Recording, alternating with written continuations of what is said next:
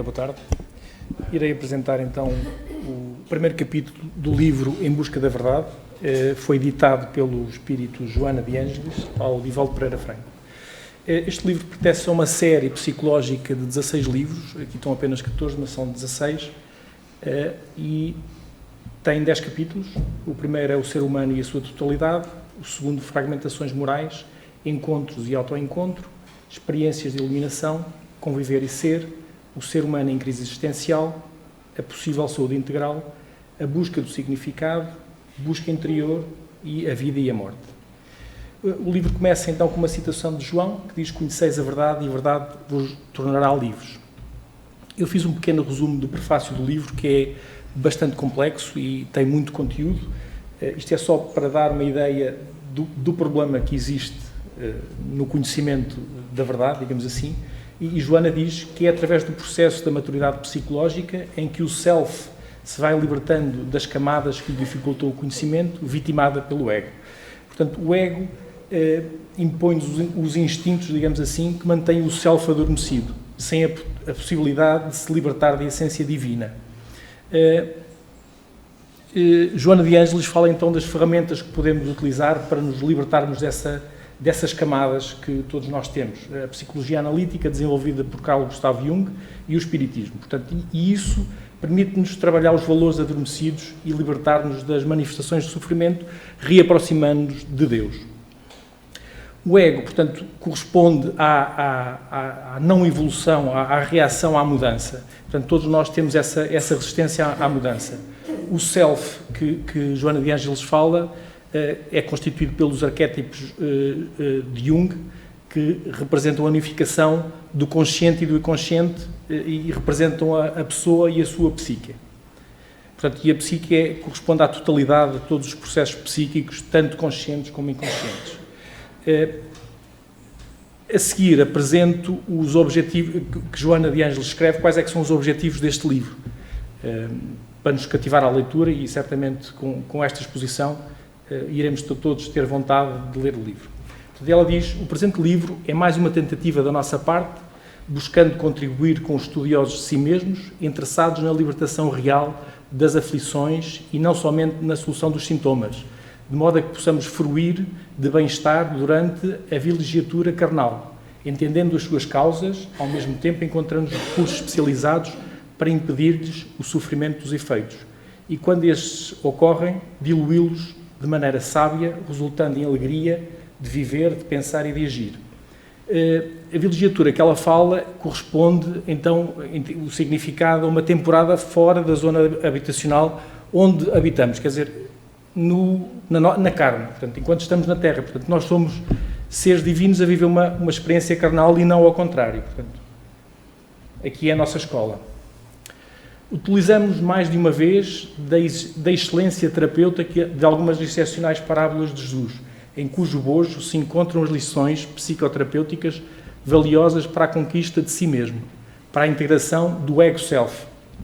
Porque um dos primeiros assuntos que Joana vai abordar é os opostos entre o ego e o self. De grande atualidade, produzem um efeito saudável em todo aquele que as lê com serenidade e interesse, procurando entendê-las no seu significado legítimo, arrancando da letra que mata o espírito que vivifica. Ao mesmo tempo, apoiamos nos incomparáveis ensinamentos propiciados pelos mentores da humanidade a Allan Kardec, que deram surgimento ao espiritismo, buscando fazer uma ponte de perfeita identificação com a psicologia analítica apresentada pelo admirável neurologista e psiquiatra suíço Carl Gustav Jung, que foi discípulo de Freud. Confiamos que a nossa tentativa de servir encontre ressonância nos estudiosos da psique humana e contribua, de alguma forma, para tornar a existência terrestre mais saudável, ensejando, por antecipação, as alegrias que estão reservadas a todo aquele que for fiel ao bem até ao fim, como preconizou Jesus. Salvador, 20 de fevereiro de 2009, Joana de Ângeles. Portanto, no primeiro capítulo, o primeiro capítulo é então intitulado O Ser Humano e a Sua Totalidade, e é constituído então de 3 pontos: estrutura bipolar do ser humano, a contínua luta entre o ego e o self, e a aquisição da totalidade, que nos vai dar, digamos assim, a solução para esta integração entre o ego e o self. Peço desculpa. Diz Joana de Ângeles, o ser humano é organizado por complexos elementos que transcendem uma análise superficial, exigindo seguro aprofundamento dos seus elementos construtivos. De origem divina e sua essência, desenvolveu a inteligência e o sentimento através do extraordinário périplo antropo-sociopsicológico. Criado simples e ignorante, na condição de princípio inteligente, desenvolveu-se ao largo de centenas de milhões de anos, atravessando as diversas fases de cristalização, da sensibilidade vegetal, da percepção instintiva animal, até alcançar a consciência e a inteligência humana, estagiando momentaneamente na experiência virtual que lhe estava predestinada e que seguirá logrando conquistas mais grandiosas. Portanto, isto tudo nós sabemos, nós passamos por estas fases do reino mineral, vegetal e animal, até chegarmos à consciência que temos hoje. Portanto, do silêncio profundo até à verbalização do pensamento, nós conseguimos grandes desenvolvimentos nas áreas, nas artes, na cultura, no pensamento filosófico, na descoberta dos segredos ocultos da natureza, no empirismo, conhecimentos de princípios racionais e na ciência. Conseguimos grandes conquistas também alterando a paisagem terrestre, modificando as estruturas do planeta, tomámos conhecimentos dos fenómenos sísmicos ambientais, atmosféricos e marítimos, podendo prever algumas ocorrências calamitosas, mas ainda impossibilitados de as impedir. Portanto, há de chegar o tempo. Combatemos enfermidades, pandemias, doenças infectocontagiosas, transtornos comportamentais e psíquicos, melhorando a longevidade do ser humano. Conseguimos ainda mais, embelezamos o planeta, construímos lares, santuários, hospitais, escolas, tivemos avanços na tecnologia de veículos terrestres e espaciais, favorecemos as comunicações com instrumentos de precisão. Portanto, isto são tudo evoluções que nós tivemos desde o princípio. Portanto, em conclusão, Joana diz, do homem primitivo ao moderno, há um tremendo pego assinalado por incontáveis realizações e sacrifícios que mais o dignificam, impulsionando o avanço contínuo na direção do infinito. Portanto, reparem que isto são tudo evoluções externas. Se chegarmos a este ponto, tem que haver um mas. E qual é o mas? É a nossa natureza fragmentada. A agressividade ainda não pode ser controlada, mesmo depois dos valiosos recursos da educação e da instrução, do conhecimento e da lógica, da identificação de todos os recursos que tornam a vida feliz e aprazível, ou a desqualificam na ordem da evolução. Portanto, este é o grande mas e é o que nos falta para o conhecimento interior, para o avanço interior, porque o exterior já vimos que evoluímos bastante. Então tem havido predominância dos instintos em detrimento da razão, do egoísmo em relação ao altruísmo, da natureza animal em face da natureza espiritual. A fixação no corpo e nas suas reais como falsas necessidades, nele desenvolveu ambições desmedidas, a princípio como básicas para a conservação da vida, mais tarde, porém, como recurso de poder para gozar, dando vazão à inferioridade moral não superada que o atrela a paixões primitivas. Portanto, estamos ainda ligados muito às paixões primitivas e ao instinto, em vez de estarmos ligados ao self e ligados a Deus. Apesar de todos os embates filosóficos, sociológicos, éticos e morais, não conseguiu um desenvolvimento idêntico nessa área, conforme os logrou no comportamento externo. Isto ocorreu porque a evolução exterior é mais fácil de ser adquirida em relação à da natureza interior, que impõe vigilância e sacrifícios especiais na área dos sentimentos e da razão. Portanto, daí a nossa dificuldade. Portanto, temos de ter vigilância e ter sacrifícios para obter essa conquista interior. Multiplicam-se as calamidades que não têm sabido administrar, tornando o seu habitat campo de batalha, caças de desaires, reduto de temor e de insegurança que produzem a estrutura e a agonia. A estrutura é o momento que antecede a morte. Serve aqui também de aviso, portanto, inseguro na sua trajetória, vem destruindo as fontes de recursos naturais, ameaçando a natureza de todos os seus elementos, que o encarregarão de torná-lo mais sofrido, caso não modere a utilização dos esgotáveis recursos que se encontram à sua disposição. Portanto, nós temos recursos esgotáveis, mas estamos a utilizá-los como se fossem inesgotáveis e vamos sofrer com essa atitude. Estas nefastas ocorrências, porém, são filhas da sua fragmentação interior, das heranças ancestrais, das suas más inclinações. Portanto, vimos o que nós alcançámos em termos de externo, e vimos também o que é que nos falta alcançar em termos de melhoria interna. No que diz respeito, então, à estrutura bipolar do ser humano, que é o primeiro ponto, portanto, isto corresponde ao resumo, digamos assim, à fase inicial do primeiro capítulo. Peço desculpa.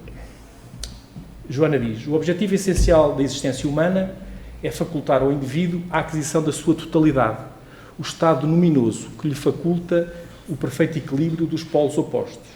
Jung havia estabelecido que o ser humano é possuidor de uma estrutura bipolar, agindo entre dois diferentes estados da sua constituição psicológica, qual ocorre com os arquétipos ânima e ânimos. Já vamos ver quais é que são esses arquétipos. Toda vez que ocorre uma aspiração, o polo oposto insurge-se, levando ao outro lado da questão.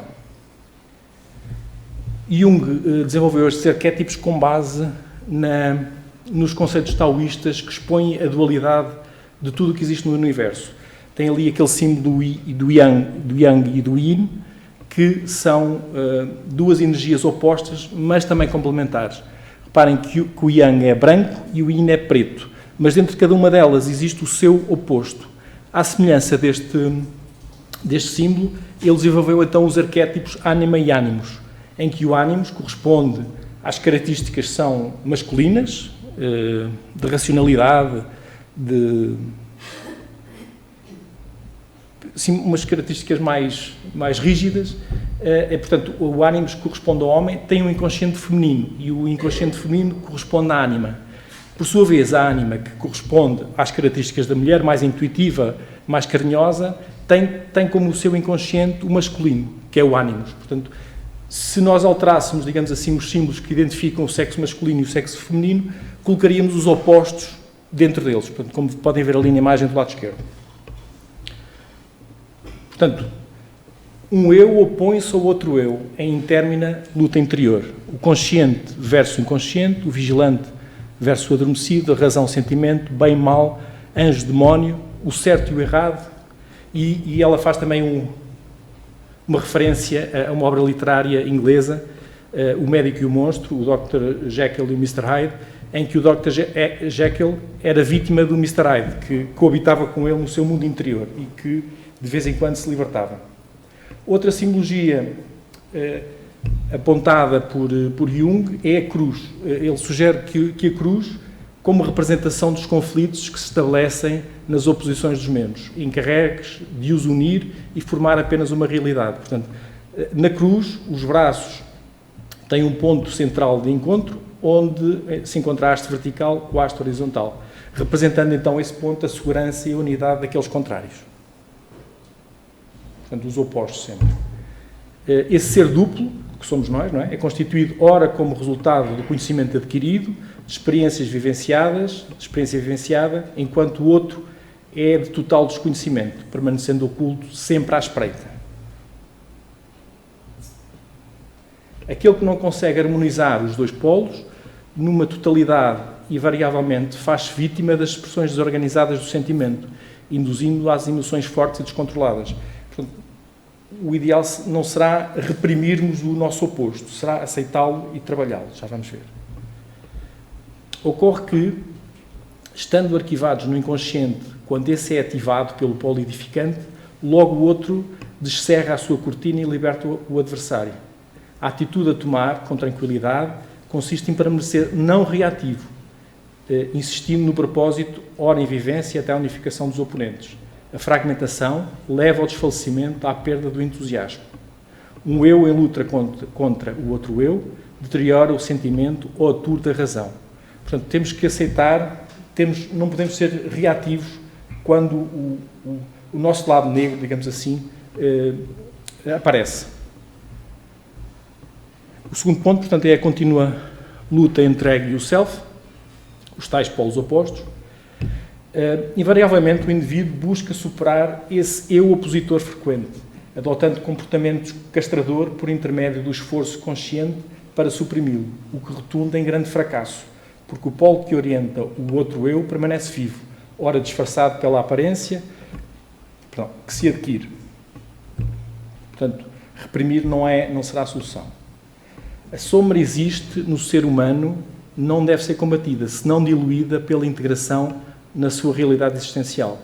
Ela desempenha, portanto, um papel fundamental no equilíbrio entre o ego e o self, no que resulta a unificação também dos polos quando se consegue a sua diluição.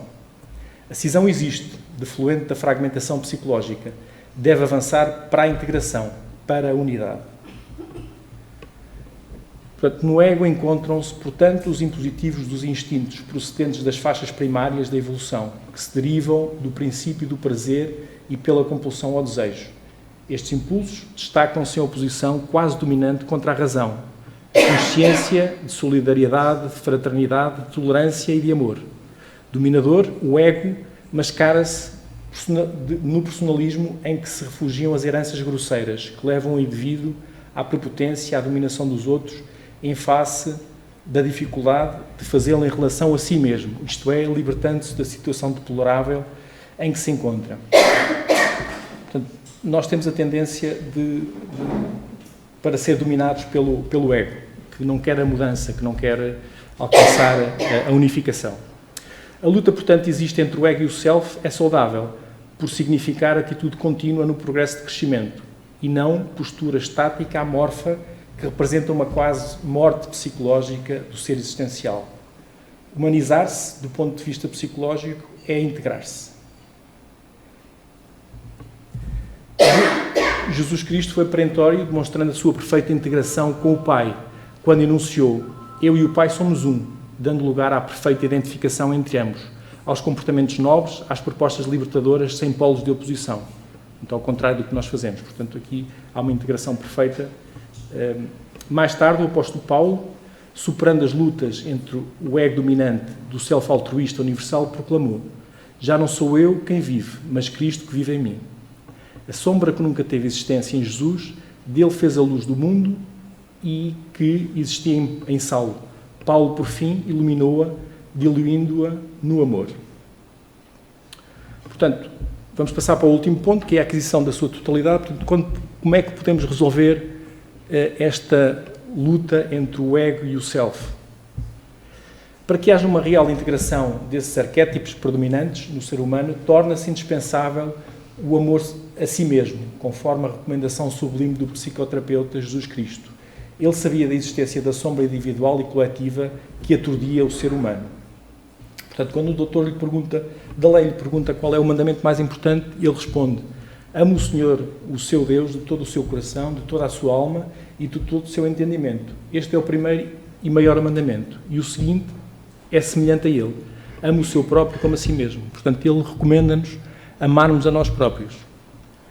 E nós esquecemos disso. Portanto, na sua proposta psicoterapêutica, através do amor, ele destacou aquele de natureza pessoal, a si mesmo, em razão dos escamoteamentos, quando se procura amar ao próximo, impossibilitado daquele que é devido a si mesmo, ao self. Portanto, muitas das vezes, como lembrem-me do Mateus, quando diz: a boca fala do que o coração está cheio. Portanto, nós não podemos dar a alguém algo que não temos. Portanto, se não temos amor por nós próprios, como é que podemos dar amor ao outro? Portanto, é muito importante o amor próprio. Quando o indivíduo não se ama, certamente apaixona-se, deslumbra-se, admira o outro a quem diz amar, até à convivência demonstrar que se tratou apenas de uma explosão sentimental sem profundidade nem significado. Isto porquê? Porque vamos descobrir que o outro também tem os seus pontos negros e vamos ficar desiludidos por perceber isso, porque vamos à procura no outro de algo que achamos que não temos. Não são poucos aqueles que afirmam amar, para logo se apresentarem decepcionados por haverem constatado que o outro lhes é semelhante, portador também dos polos opostos, atrelado a dificuldades e limites, que o dito afetuoso gostaria que ele não tivesse, esperando compensações pelas próprias fraquezas. Portanto, vamos encontrar no outro o que vemos em nós e que não gostamos. Não é? E não podemos lutar contra esses pontos negros, devemos sim integrar esses pontos negros. O amor a si mesmo deve centralizar-se no autorrespeito e na autoconsideração, que cada um se merece, identificando a sua sombra, que é familiar aos demais, aceitando-a e diluindo-a na mirífica luz da amizade e da compreensão. Isto aqui é fácil de perceber, portanto, nós conseguimos ver os defeitos nos outros e não conseguimos ver os nossos, não é? Não se trata de ficar contra as imperfeições, a sombra interior, mas de identificá-la para mais reforçá-la, o que equivale a dizer conscientizar-se da sua existência e considerá-la parte da sua vida. Portanto, não rejeitar, não guerrear, mas sim aceitá-la e fazer essa integração. Para a superação dos conflitos, devemos considerar que convivem no mesmo indivíduo o anjo e o demónio, que necessitam harmonizar-se, descendo um na direção do outro, que ascende no rumo do primeiro. Portanto, devem-se encontrar para se harmonizar. Essa dualidade presente na psique torna-se fácil a terapia equilibradora, unindo-a num ser lúcido psiquicamente e generoso emocionalmente. Portanto, em conclusão, Joana diz, a integração é necessária de se vivenciar num labor consciente de amadurecimento psicológico, de conquista emocional e espiritual. Nós tentamos sempre guerrear a nossa natureza bélica, mas devemos utilizar o amor para perceber essa luta que há em nós. Pronto, e terminei a minha apresentação. Muito obrigado.